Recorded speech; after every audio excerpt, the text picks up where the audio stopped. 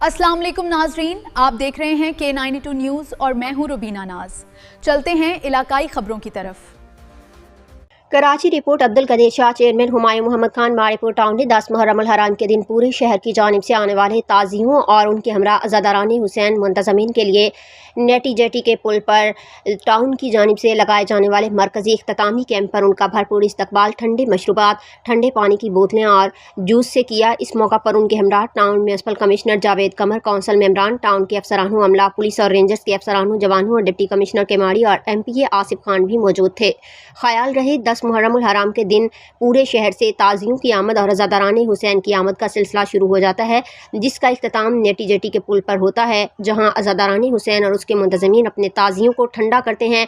लिहाजा इस हवाले से चेयरमैन हुमायूं मोहम्मद खान माड़ीपुर टाउन की जानिब से 10 मुहर्रम उल हराम के दिन आने वाले अज़ादारानी हुसैन और अलमाओं का हर साल ज़बरदस्त इस्तकबाल किया जाता है।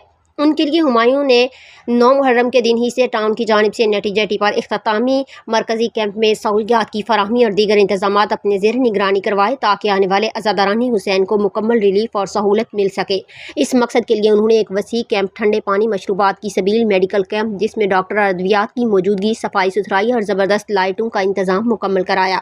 इस मौका पर हुमायूं मोहम्मद खान ने नेटी जेटी पर आने वाले अज़ादारानी हुसैन मुंतज़मीन का इंतहाई गर्मजोशी से इस्तकबाल किया।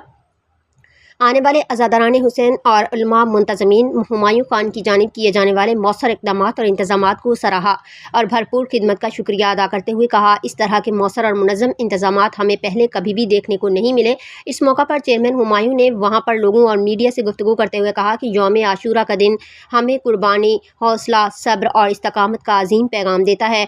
आज के दिन हर आँख अश्कबार और हर दिल सोगवार है। हुमायूं मोहम्मद खान ने मज़ीद बात करते हुए कहा कि इमाम हुसैन सैयद-उश-शुहदा ने राह हक और दीन की सरबलंदी के लिए जो अजीम कुर्बानी दी, उसकी दुनिया में कोई मिसाल नहीं मिलती।